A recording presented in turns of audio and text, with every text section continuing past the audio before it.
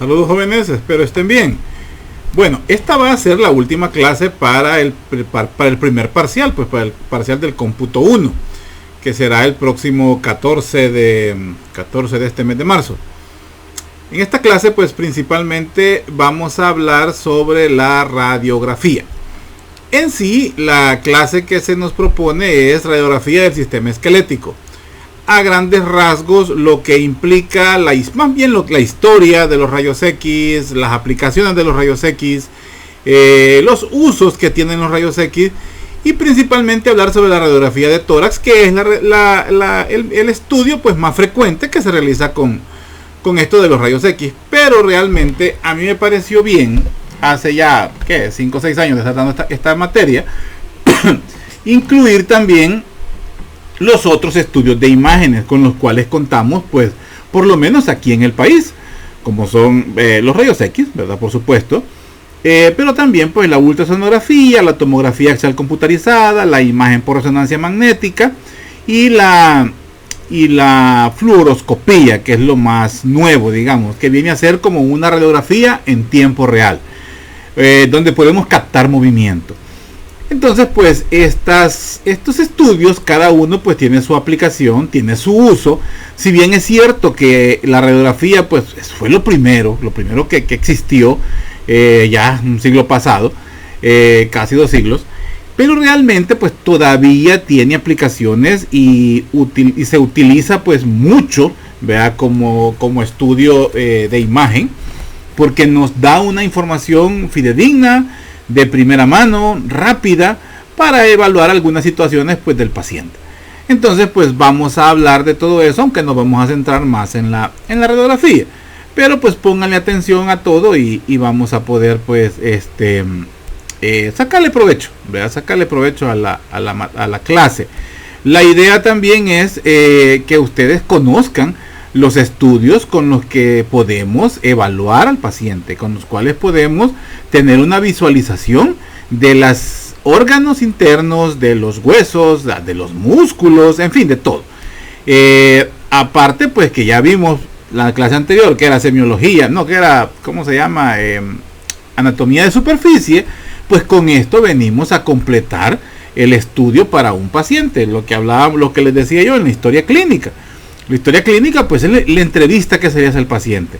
Con eso casi tenemos un 60 a 70%, algunos dicen que más, del diagnóstico de un paciente. Un 20-25% lo logramos con el examen físico, donde ponemos en práctica la anatomía de superficie. Y el 15-10% pues lo confirmamos con los estudios de imágenes y también los estudios pues de laboratorio, como son pues la química sanguínea. La citología también, bueno, en fin. Entonces pues vamos a comenzar a hablar pues sobre la radiología del sistema esquelético. Permítanme.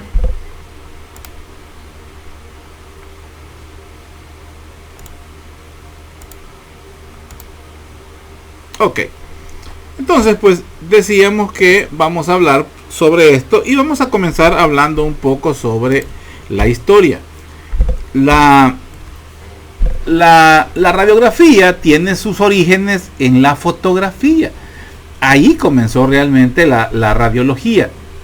Lo que se conocía era la cámara fotográfica, como la que vemos ahí en esa imagen. O sea, estamos hablando en los albores de la ciencia, por decir así, donde todavía era una novedad la fotografía, donde todavía había hasta cierto tabú hacia ese artefacto que podía captar la imagen de una persona y plasmarla en un artefacto. En esos entonces pues las fotografías eran más que todo plasmadas en unas estructuras hechas a base de vidrio, no en papel como lo conocemos hoy en día. Estamos hablando de los inicios, ¿verdad?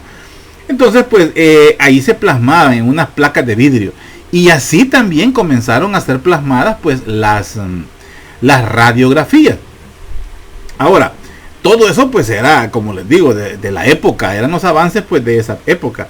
Pero en sí pues la fotografía propició el primer proceso pues para obtener una imagen, ¿vea? Una imagen que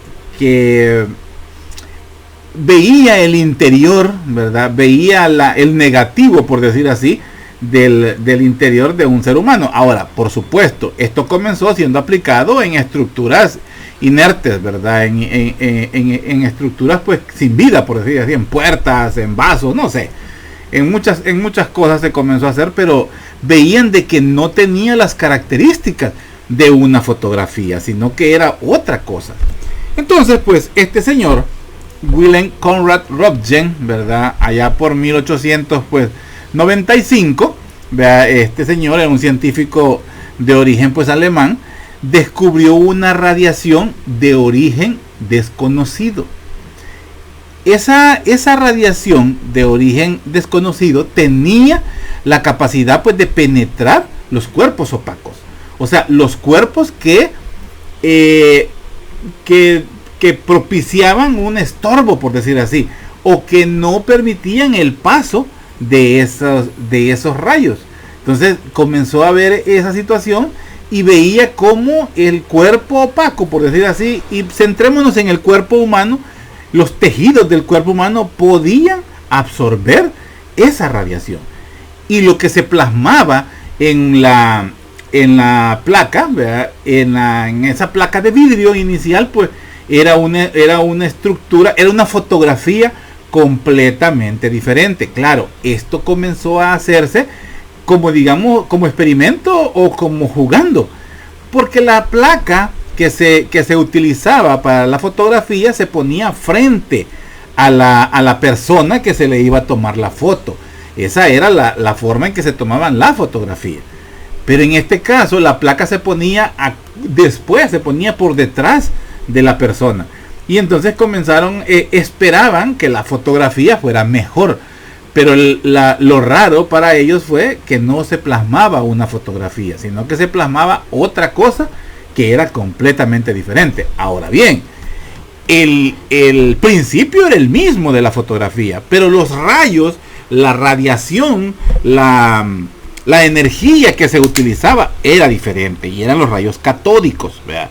Pero para ese entonces no se sabía qué era en sí, ¿verdad? No se sabía qué era lo que generaba esto. Por eso fue que se utilizó el término de rayos X. En realidad el nombre que este señor le puso fue rayos incógnita. Pero fue más atractivo ponerle pues rayos X, porque realmente no sabían de qué estaban experimentando, con qué estaban experimentando. Solo sabían que eran unos rayos que se generaban manipulando ánodos, cátodos, ¿verdad? Iones, y estos pues al chocar contra ciertos materiales generaban una imagen completamente diferente a lo que era una fotografía. Entonces, aunque al inicio también pues se le puso el nombre de fotografía, o sea, así se manejó también como una fotografía. Entonces, pero al final pues se decidió dejarle ese nombre pues de rayos X, tal cual como hoy lo conocemos. Pues este señor pues hasta ganó un premio Nobel, ¿verdad? Porque utilizó a su señora, pues a su esposa como conejillo de India. A ella pues le hizo que pusiera su mano y atrás puso la placa y se generó pues la primera radiografía tal cual la vemos ahí. ¿Cuánto tardó este señor en generar esa imagen? 20 minutos aproximadamente. Eso se tardó en conseguir, ¿verdad? Lo que hoy conocemos como la primera imagen radiológica. Pero hoy en día, o sea, al compararlo con hoy en día, pues, o sea, ya los avances de la tecnología, pues, nos hacen ya tener imágenes radiológicas de tipo digital, en las cuales hasta la radiación que se utiliza es bastante mínima. Es prácticamente inocua, no como cuando se utilizaba pues en esos tiempos. Bueno, y tardan minutos, o sea, tarda lo que el radiólogo se tarda en leer la placa y en ser plasmada en un papel, o sea, en digitarla y plasmarla, el resultado. Eso es lo que se tarda realmente la radiografía, pero prácticamente les estoy describiendo el proceso. Pero en sí tomar la imagen, más de alguno de ustedes se ha tomado ya una radiografía. Y la exposición, pues, si ustedes saben, son segundos, o sea, no tarda nada en generarse eso. Y luego el aparato, pues los aparatos de revelado de hoy en día, pues son dan los resultados en fracciones de segundo prácticamente. Diferente pues como cuando empezó. El paciente o la persona tenía que mantenerse inmóvil durante un buen rato. Imagínense que la primera se tardó 20 minutos. Pues bueno, la señora de este señor, pues la esposa de este médico, pues no sé si era médico, no era un científico, perdón, horrorizada prácticamente del resultado, dijo, no hombre, yo ya no vuelvo a hacer esto. O sea, ya se negó a participar en posteriores experimentos pues que el marido le propuso. Esto es la forma en la que el doctor Röntgen, ¿verdad? Ya cuando se hizo, no voy a decir famoso, se hizo famoso por el descubrimiento y comenzó a utilizarse en la medicina, la radiografía, y eso pues le valió pues ganarse un Nobel, un Oscar, como que la película, un Nobel de ciencia. Pues él plasmó esto en relación a eso. ¿Por qué el nombre de rayos X? Y él dice, proponemos el nombre de radiografía para el descubrimiento de las nuevas propiedades de los rayos catódicos. Por creer que ni el de fotografía ni el de electrofotografía le dan pues no sé qué significa ahí, como digamos el aval para ponerle otro nombre, ¿verdad? Entonces dijo que son los adecuados para formar una idea tan maravillosa de revelación. Entonces, el término del resultado de este examen, desde ese entonces se conoce como radiografía. Y los rayos o la radiación que se utiliza para generar una radiografía, pues son los rayos X, que son rayos catódicos realmente. Entonces, vemos que los rayos X forman parte del espectro de radiaciones electromagnéticas, o sea, son parte de las radiaciones tal cual la luz eléctrica, tal cual la luz solar, tal cual el sonido, tal cual las ondas de radio, así de ese mismo calibre, de esa misma forma, son los rayos X. Entonces, dice ahí, está en un extremo del mismo, o sea, hay una escala, ya lo vamos a ver más adelante, hay una escala donde se ubican todas las radiaciones electromagnéticas, y ahí casi que a la mitad encontramos pues los rayos X. Entonces vamos a ver que forman parte de los rayos visibles, como es la luz y la luz ultravioleta. Están en la zona media. Los rayos X, cuya longitud de onda va desde los 10 nanómetros hasta los 0.001 nanómetros, y rayos cósmicos están en otro extremo. La diferencia de los rayos X con los rayos luminosos está en la frecuencia. Ojo con eso. Tiene que ver con la frecuencia. Eso significa a la vibración por segundo que generan estas ondas. Además, cuanto menor es la longitud de onda de los rayos X, ojo con ese dato, cuanto menor es la longitud de onda de los rayos X, mayor será su energía y poder de penetración. O sea, entre menos longitud de onda, entre menos vibración tenga, mayor penetración tendrá los rayos X. Y cuando nos estamos refiriendo a penetración, se refiere a la capacidad de plasmar en un acetato, ¿verdad? en una placa radiográfica, la estructura que queremos ver. Jugar con estos valores de la longitud de onda de los rayos X es lo que hoy en día nos permite el avance hacia la tomografía, hacia el computarizada. Pero antes de llegar ahí, era lo que nos permitía, por ejemplo, poder visualizar vísceras, poder visualizar, o sea, porque inicialmente lo que podíamos ver solo era hueso, pero manipulando, vea, la longitud de onda, eso lo hace el aparato, manipulando la longitud de onda, podemos cambiar la penetración del rayo X y entonces poder visualizar estructuras o tejidos blandos. No a cabalidad, por supuesto, pero sí podemos visualizarlos y poder tener una idea. Era con lo que se contaba en los inicios de la radiografía, de los exámenes por imágenes.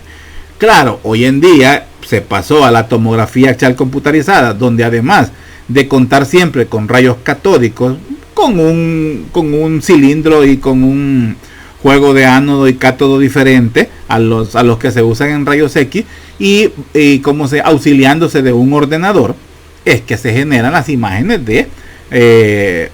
las imágenes para la tomografía axial computarizada. Ahora, algo que les quería contar. Fíjense que cuando iniciamos cuando inicié a trabajar con la universidad, creo que 2 o 3 años tuvimos la oportunidad de poder visitar el centro de diagnóstico por imágenes del Hospital La Paz. Yo laboro ahí en ese hospital, y el jefe en ese entonces pues era el doctor Baquis. Ya no está el doctor Baquis ahí, aunque siempre trabaja con ellos, pero el doctor Baquis pues fue mi compañero, y nos permitía y nos daba un tour, ¿verdad? Y nos daba prácticamente un refuerzo de la clase, pero ya con los aparatos. El Hospital Nuestra Señora de La Paz cuenta con todos los aparatos para diagnóstico por imágenes, y pues hacíamos un recorrido.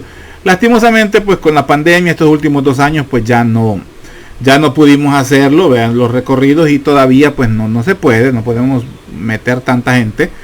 Hacíamos visitas creo que eran 11, 12 alumnos, y en ese entonces cuando empezamos eran 100 y pico de cipotes, así que de estudiantes de medicina, y bueno, le sacamos mucho provecho, y fue muy bonito. Ojalá en el futuro lo podamos retomar, porque no es lo mismo estarlo hablando aquí en el aire. Yo he tratado de poner las mejores imágenes para que vean bien los aparatos, pero no es lo mismo como verlos en vivo, y hasta el doctor a veces nos permitía ver el proceso de un examen y el proceso de la lectura y la revelación. Bueno, entonces las imágenes de rayos X pues nos permiten ver el interior del cuerpo en diferentes tonos de blanco y negro. Eso sí, esos son los colores que podemos ver en la radiografía, blanco y negro, pasando por lo gris, ¿verdad?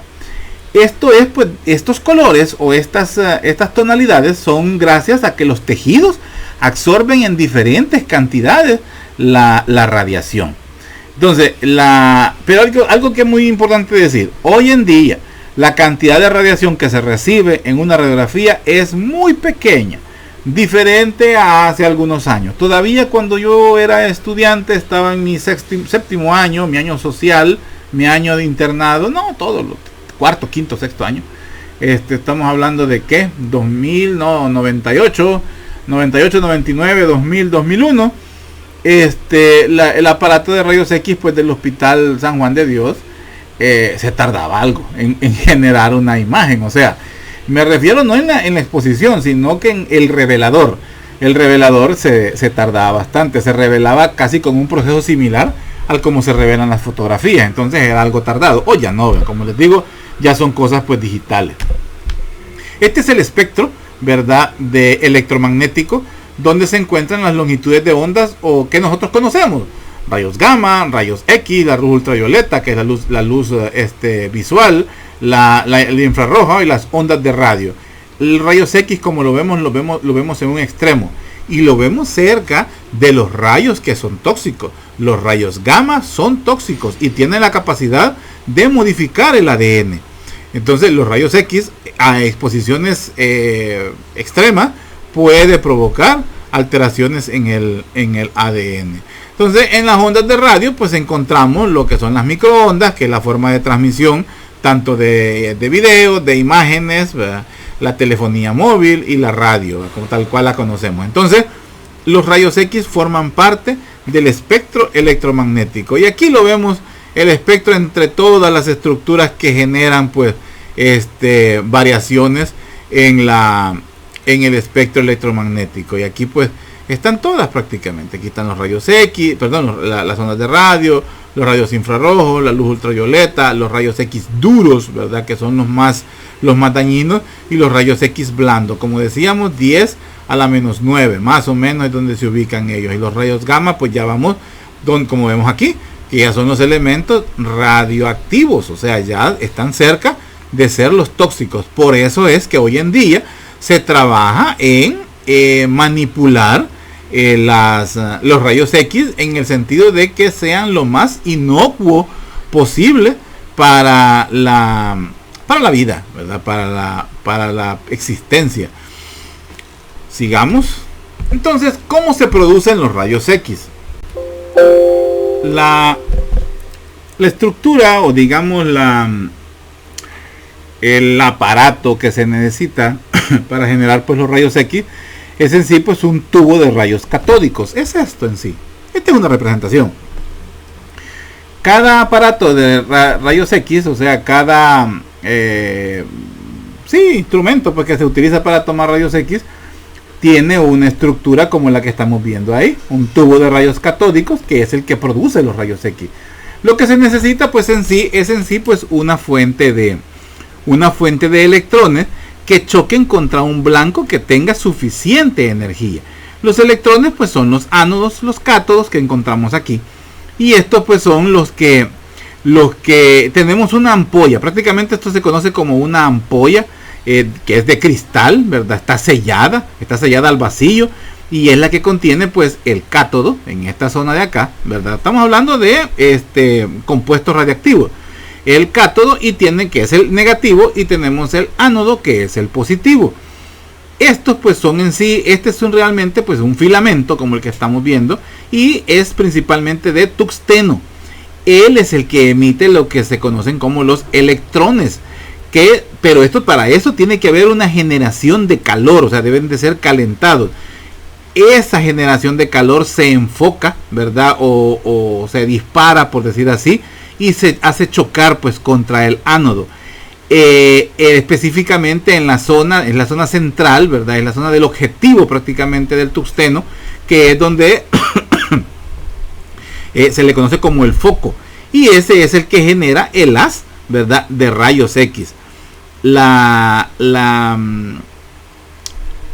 El disparo pues de rayos X, por decir así, o la generación de esa radiación es la que se dirige hacia el paciente que está en estudio, o sea, lo que se está haciendo para estudiar, y según el tejido pues se absorbe cierta cantidad de esos rayos X, y los otros pues lo atraviesan, y eso es lo que se impresiona, o es lo que se imprime, por decir así, en la placa radiográfica. Las impresiones o las dimensiones en que podemos ver las imágenes de rayos X son en 2 dimensiones, alto y ancho, ¿verdad? Eso es lo que podemos ver en esa dimensión. Ahora, los rayos catódicos hay que tener en cuenta que tienen unos principios. Uno es que siempre viajan en línea recta, no se van a desviar. Se disparan en línea recta, y según la distancia, según la posición del paciente, me voy a quedar hablando de pacientes porque de eso es lo que estamos hablando. Según la distancia en que esté el paciente, según la posición en que esté el paciente, según la exposición a la que el paciente se va a someter, pues así será la amplitud del rayo X, pero siempre va a ser en una línea recta. La carga es negativa, por eso decimos que lo que vemos en una radiografía es el negativo del paciente.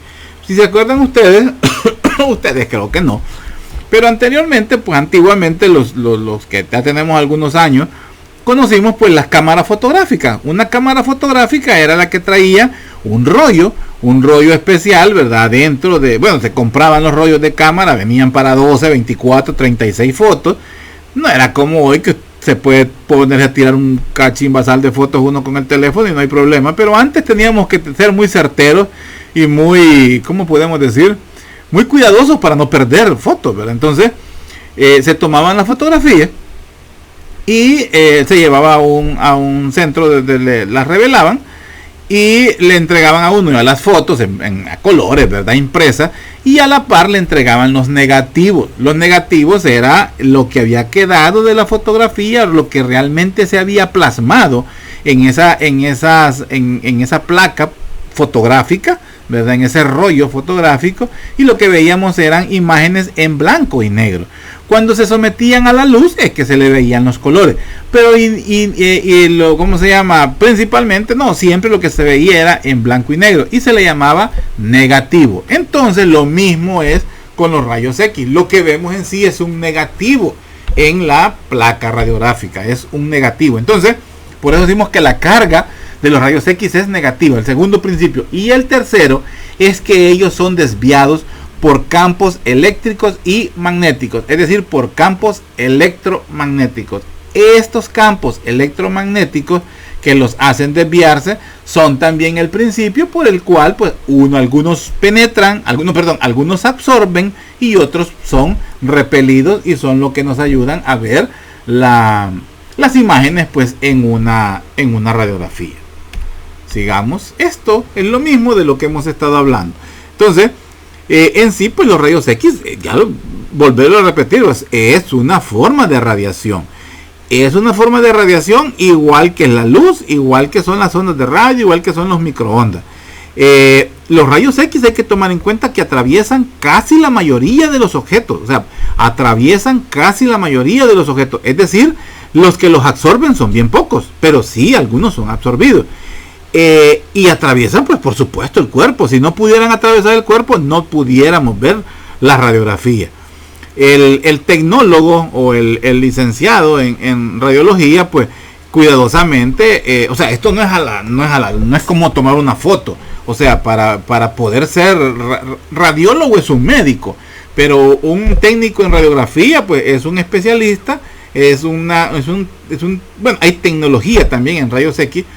Son personas con adiestramiento para poder identificar, interpretar, por ejemplo, qué es lo que se le está pidiendo cuando le pedimos una radiografía. Nos ayuda también a poder la intensidad de la longitud de onda con la cual va a ser expuesto el rayos X, y además nos permite o nos colabora en identificar la mejor exposición, distancia y ubicación del rayo X para obtener el resultado y que nosotros como médicos hemos pedido para estudiar al paciente. Dicho sea de paso, es muy importante a la hora de, se lo digo como consejo ya de médico a futuros médicos, cuando a ustedes les toque ya indicar una radiografía, existen las boletas de rayos X. Muchas pues de los laboratorios aquí en San Miguel, Nuestra Señora de la Paz, Centro Médico, San Francisco, el doctor Mendoza, por supuesto, de lo mejor que hay. El doctor Bakis ya tiene su propio laboratorio, su propio, ¿cómo se llama? Clínica de rayos X, está en la Santa Fe. Sí, Santa Fe. Y así hay varios, entonces, pero todos ellos pues nos piden a los médicos, y lastimosamente los médicos somos muy haraganes, no lo hacemos, y ni antes le ponemos el nombre a la boleta del paciente. Ellos nos regalan talonarios con las, ¿cómo se llama? Con las indicaciones o con los diferentes exámenes que ellos pueden hacer. Permítanme un segundo.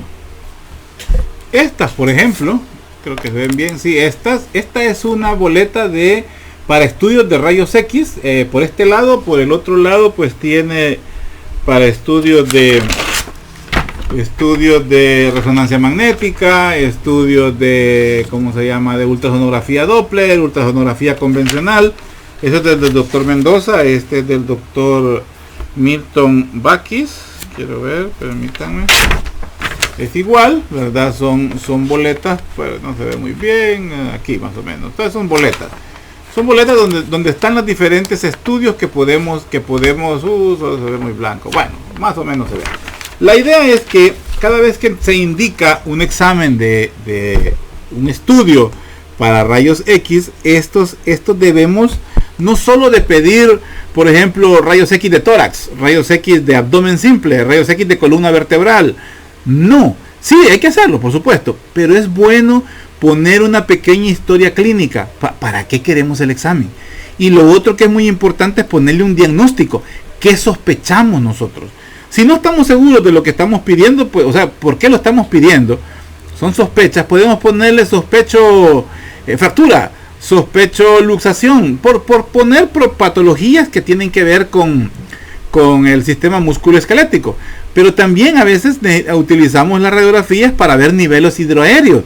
El gas es un tipo de contraste, ya vamos a hablar de eso, que se puede ver en una radiografía simple de abdomen.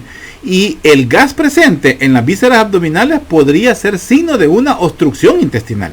Entonces es bueno poner una pequeña historia clínica en la solicitud del examen y a la vez poner un posible diagnóstico. ¿Por qué lo estamos dejando? ¿Cuál es la sospecha que tenemos? Esto le sirve al radiólogo, tanto al tecnólogo como al radiólogo, para poder hacer el mejor estudio y la mejor interpretación del examen. Y eso pues nosotros lo vamos a valorar bastante, porque nos va a ayudar en mucho para poder hacer un buen diagnóstico y manejar muy bien al paciente. Aquí pues como les decía, la ventaja de los médicos radiólogos que tenemos como el doctor Mendoza es que él, además de ser médico radiólogo, es médico internista. Entonces conoce mucho de medicina interna y casi que nos da el diagnóstico ya hasta con tratamiento si es posible. Entonces pues, pero es importante colocarle eso. Esto no es para examen, ni es ni para ustedes prácticamente, o sea, no es para anatomía, es un consejo para futuro de ustedes. Ahí me lo van a agradecer, van a ver. Bueno, sigamos. Ya me fui de donde estábamos. Entonces, veíamos pues que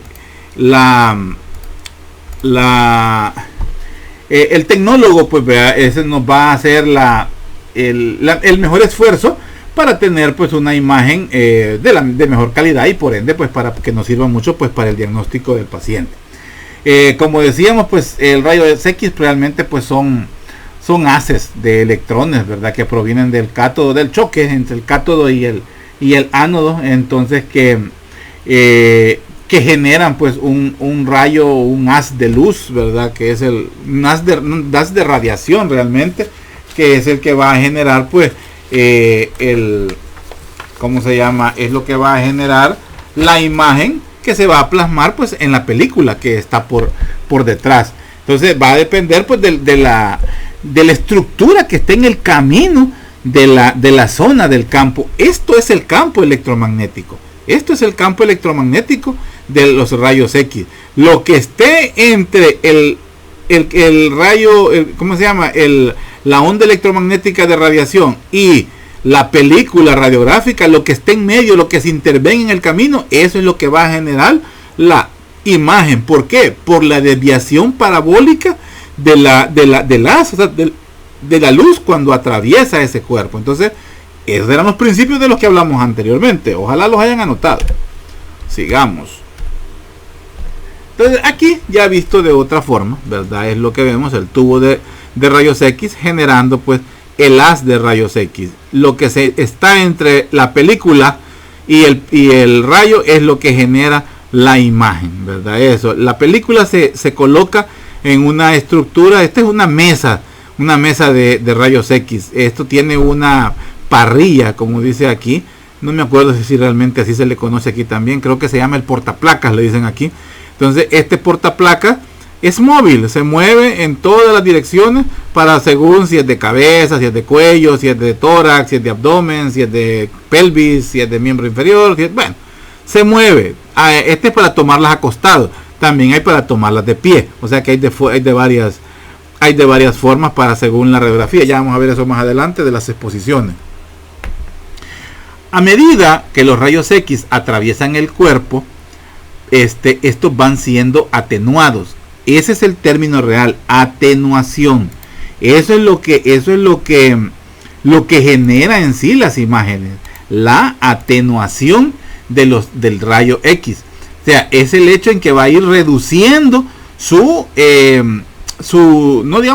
la incidencia en la placa radiográfica. Y eso va a depender de la capacidad de absorción que tengan las estructuras que están en el camino del haz de los rayos X. Entonces, porque ellos los van a ir absorbiendo, los tejidos, como dice aquí. Aquellos rayos X que atraviesan todos los tejidos interactúan con la película fotográfica. ¿Qué queremos decir con eso? O sea, que lo que se ve en la película radiográfica, lo que se imprime en la película radiográfica, son las imágenes que atravesaron pues los tejidos.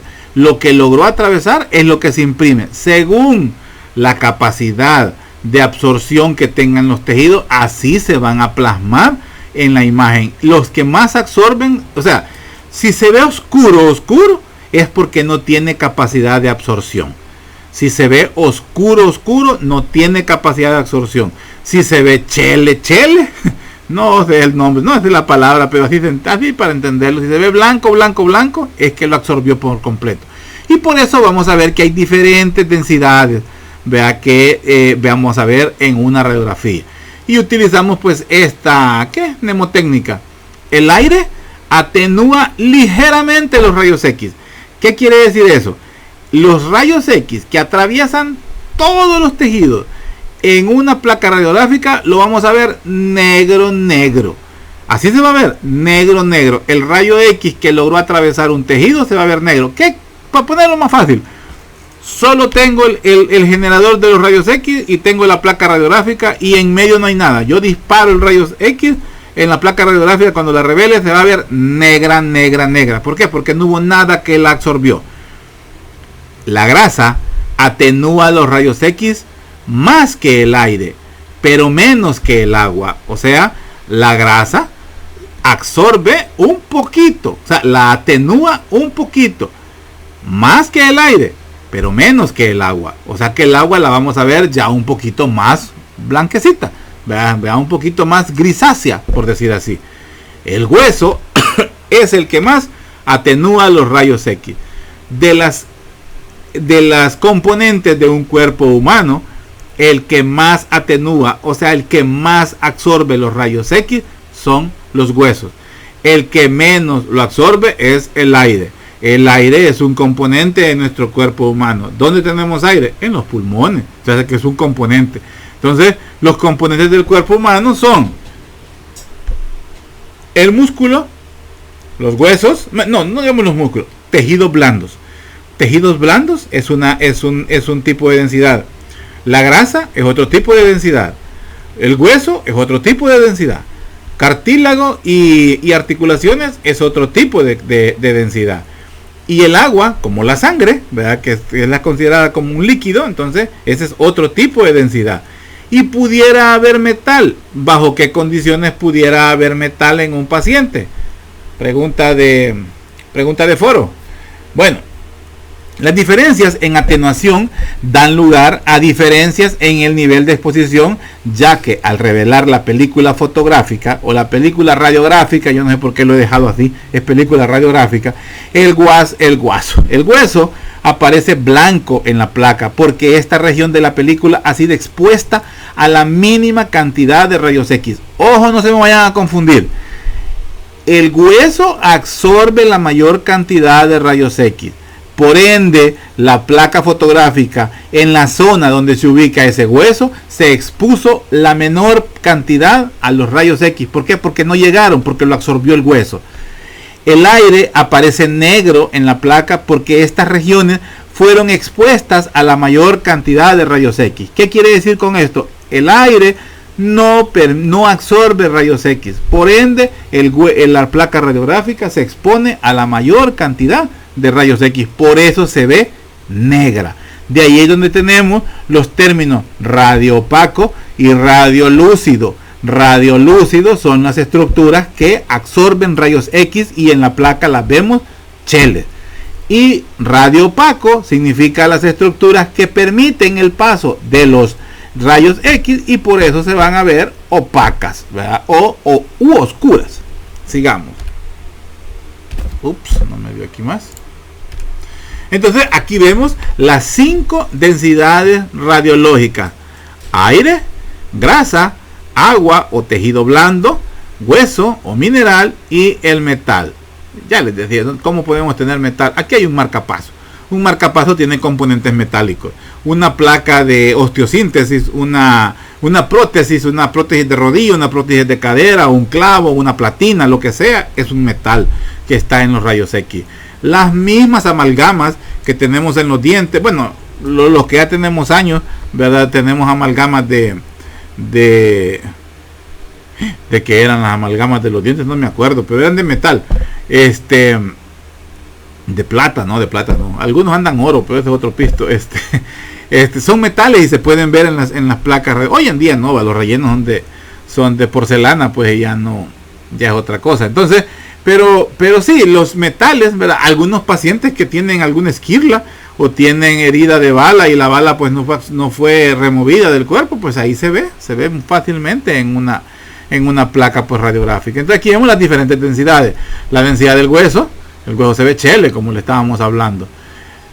Miren, no vayan a decir alguna vez ustedes cuando les toque pasar visita o algo, digan lo que se ve chele y les pregunten quién les dijo eso, el doctor Machado. No, no lo vayan a decir, lo estoy diciendo para que me entiendan, pero no se dice así. Oye, no lo estoy utilizando así con ustedes, pero no es así.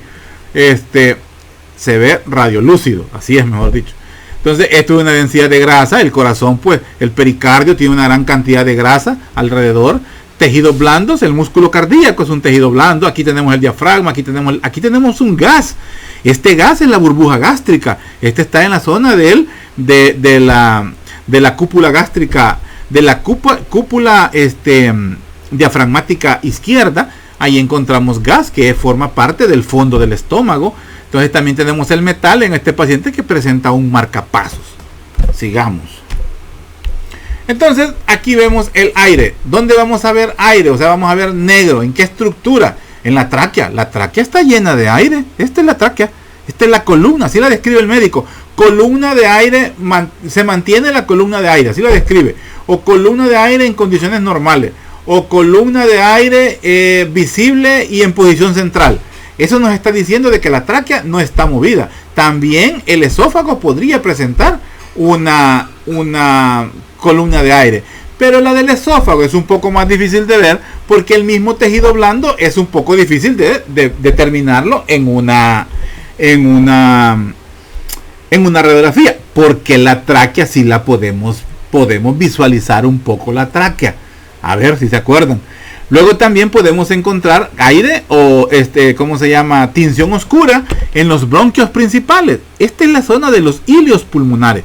En los hilios pulmonares tenemos la comunicación vasculonerviosa y bronquial de los pulmones. Se llama hilio pulmonar. Entonces, esas estructuras se les conoce como el pedículo pulmonar. Entonces, en esa zona podemos ver estructuras oscuras, como esta que vemos acá, como esta otra que vemos acá, y eso nos está ubicando los bronquios principales. Porque hay bronquios principales, bronquios lobares, bronquíolos, y bueno, pero bronquios principales son antes de entrar al pulmón. Y el parénquima pulmonar lo vamos a ver oscuro. Todo el parénquima. ¿Por qué? Porque el parénquima pulmonar, que es en sí la confluencia de todos los alvéolos pulmonares, están llenos de oxígeno. ¿Dónde vamos a ver la densidad gris? La densidad gris la vamos a ver en la grasa. Planos faciales de la musculatura. Los músculos. Aquí no es muy visible. Pero por ejemplo, si tuviéramos una radiografía de abdomen, veríamos una densidad radiolúcida, ¿verdad? Que corresponde a la grasa, que la vamos a ver un poco grisácea por el panículo adiposo que se maneja a nivel del estómago, de la cavidad abdominal. Pero también aquí se me había ido, fíjense. Esto que vemos así un poquito transparente en la orilla del corazón corresponde al pericardio. El pericardio está forrado de grasa, por eso se ve así de ese tono. Y también en el ápice cardíaco, como dice, porque también pues tiene grasa. El agua, o sea, gris claro o blanco, lo vamos a ver en el mediastino. El mediastino es esta zona de acá. Estos son los grandes vasos, esto que tenemos aquí. De esta zona tenemos el tronco arterial pulmonar y en esta zona tenemos el callado de la aorta. Esto blanquecino corresponde pues al agua y también al tejido blando. Al agua es la sangre en sí. Y el color pues completamente blanco es el calcio, o sea, el hueso, el esqueleto óseo. Esto que vemos acá, este hueso de aquí, estamos viendo el esternón, las clavículas, las costillas, va toda la parrilla costal, ¿verdad? Y pudiéramos ver, bueno, sí se ven las vértebras allá al fondo, ¿sí? Porque la columna de aire que corresponde a la tráquea pues permite el paso y podemos ver todavía atrás las vértebras, y eso nos da pues que es una penetración bastante fuerte de los rayos X. En relación pues a los diferentes tipos de radiación con los que tenemos exposición realmente, o sea, a los que estamos expuestos, es por ejemplo son radiaciones de alta energía a las cuales nos exponemos, y de a esas pues forma parte los rayos X, como ustedes pueden ver ahí. Entonces son ¿cómo se llama? Las que tienen la capacidad pues hasta de dañar el ADN, o sea, tienen la capacidad de dañar y causar pues cáncer realmente. Estas formas pues de radiación pueden ser emitidas de diferentes pues plantas nucleares, las mismas plantas de electricidad, y cuando se llama, ¿cómo se llama? Donde se fabrican pues bombas,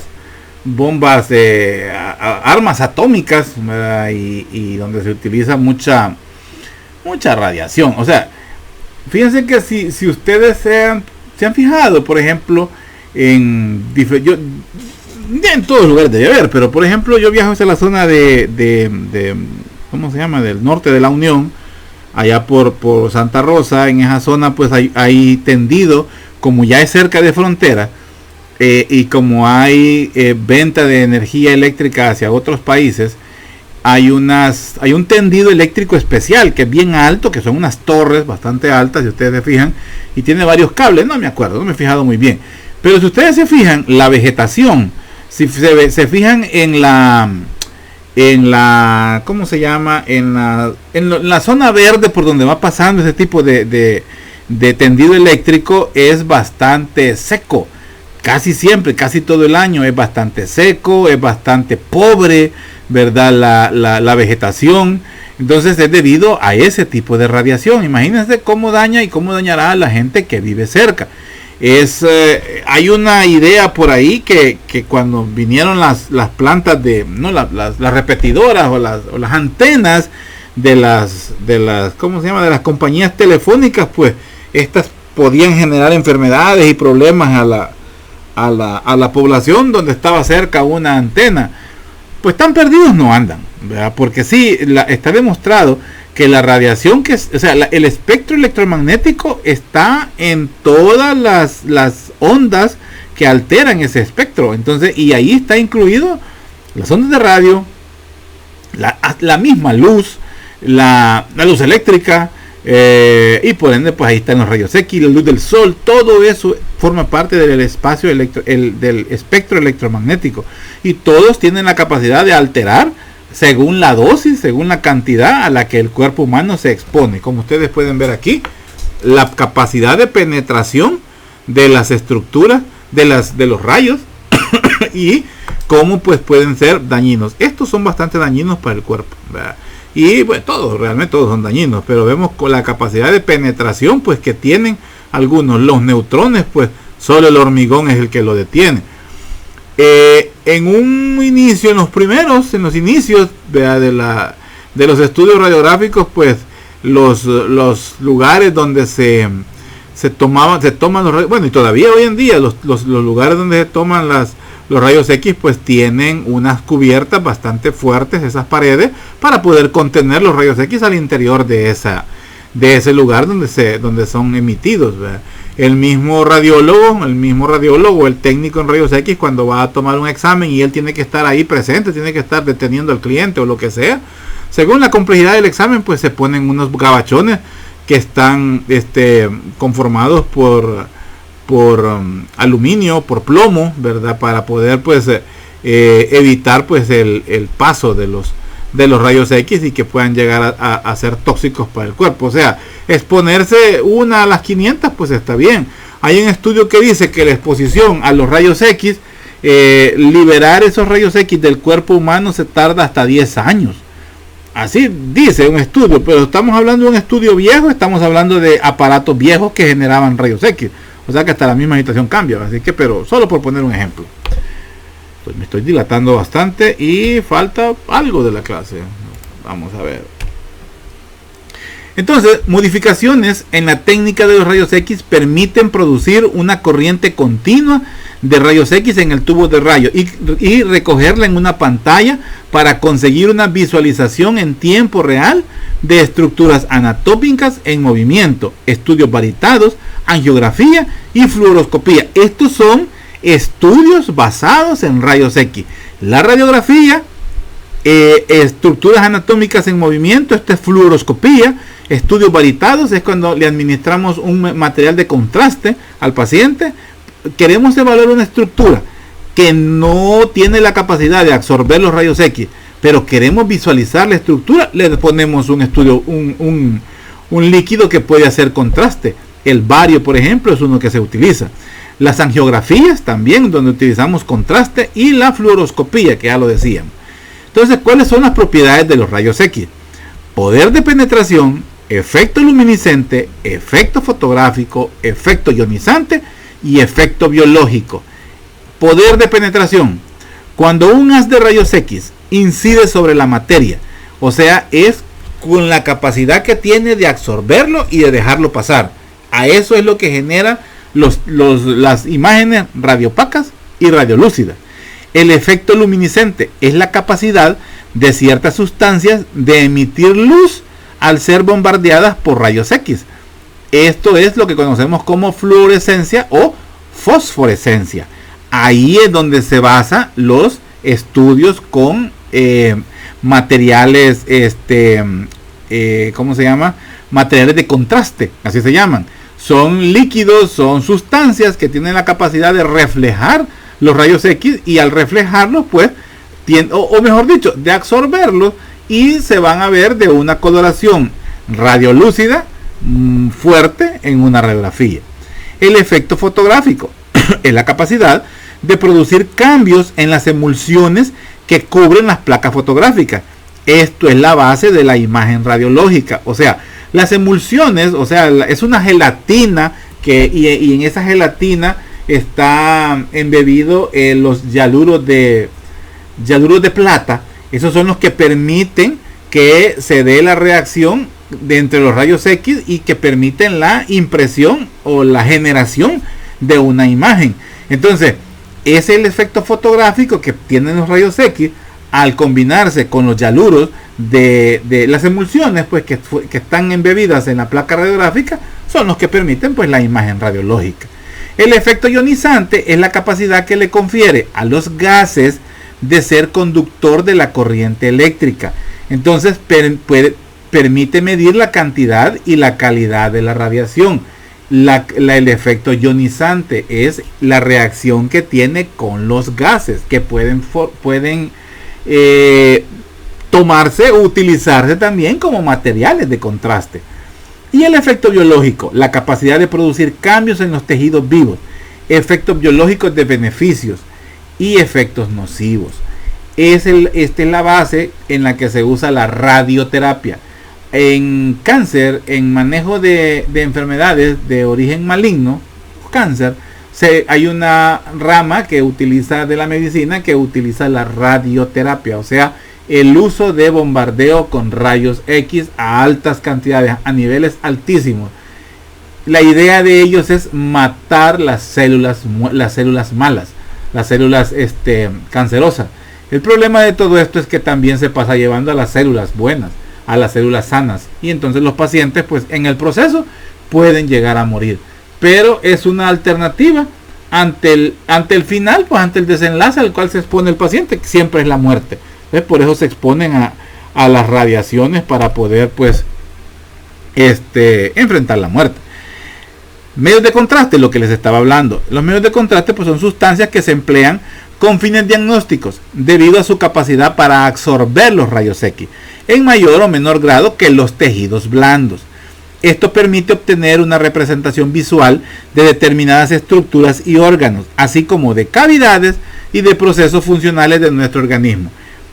Estos medios de contraste los utilizamos, por ejemplo, en estudios de cálculos renales para teñir el interior de los cálices del riñón y todo los uréteres, la vejiga y la uretra, para poder identificar un cálculo que se encuentre alojado en cualquiera de esos niveles. A eso se le llama pielograma endovenoso. Cuando sospechamos anormalidades, anomalías, crecimientos anormales al interior del colon en un paciente, utilizamos un examen que se llama enema varitado.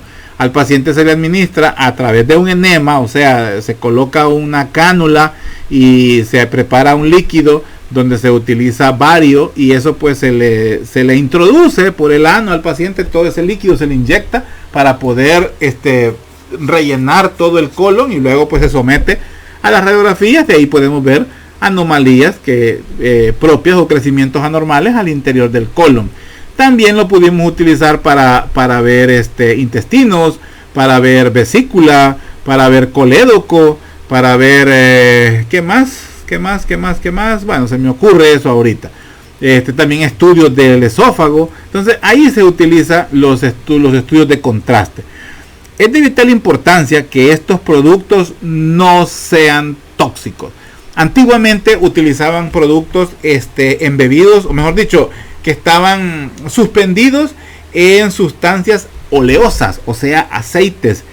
El problema con estos es que quedaban impregnados los órganos internamente y costaba liberarse posteriormente de ese material de contraste por ser una sustancia oleosa. Eso podría provocar problemas con el paciente. Hoy en día la mayor parte de los materiales de contraste están embebidos, están suspendidos en matrices acuosas, o sea, de tipo agua, y el agua pues no se absorbe, o sea, no es dañina, entonces, o se libera fácilmente, se desprende fácilmente de los tejidos.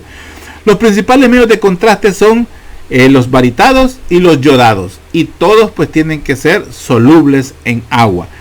Hay un componente que se utiliza solamente en resonancia magnética que se llama el gadolinio. Es el único contraste que podemos utilizar en resonancia magnética, se llama gadolinio. Sigamos, estos son estudios de contraste. Aquí estamos viendo un tránsito intestinal, intestino delgado, al cual se le ha administrado bario. Y vemos cómo se ve, y ahí se llama tránsito intestinal, o sea, para ver cómo caminan, cómo está el trayecto por donde pasa el bolo alimenticio, el quimo mejor dicho, hasta llegar al colon.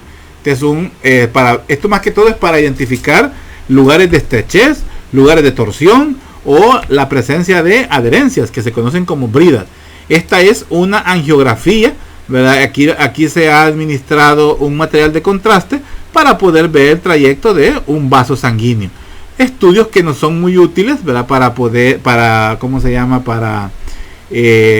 En los extracción de trombos, de coágulos, o también en lugares donde se ha perdido la circulación. Entonces esto sirve para canalizar y a la vez pues permeabilizar, y que pueda quedar otra vez permeable, mejor dicho viable, una vía de riego sanguíneo. Esto que vemos acá es el angiograma, ¿verdad? El estudio se llama angiograma, y esta es la guía, ¿verdad? que va introducida dentro del vaso sanguíneo, y es la forma en que el médico puede estar visualizando. Esto es en una pantalla, este es un fluoroscopio prácticamente, el paciente es una radiografía en vivo. Se ha introducido esta guía para poder ya liberar la zona que supuestamente está obstruida. Antes se administró el contraste pues para poder ver qué es lo que se está haciendo. La radiografía simple, permítanme, quiero ver cómo voy con el tiempo. Bueno, me quedo hasta aquí. La radiografía simple, me voy a quedar hasta aquí. Ya tengo casi 57 minutos con esta clase, y la idea, ya saben, que no es hacerlas tan larga. Me quedo hasta aquí para luego pues seguir y terminarla. Es poco lo que falta realmente para luego terminar la clase. Entonces nos quedamos pendientes, jóvenes. Estudien. Voy a hacerles un corto, creo que quedé para el jueves.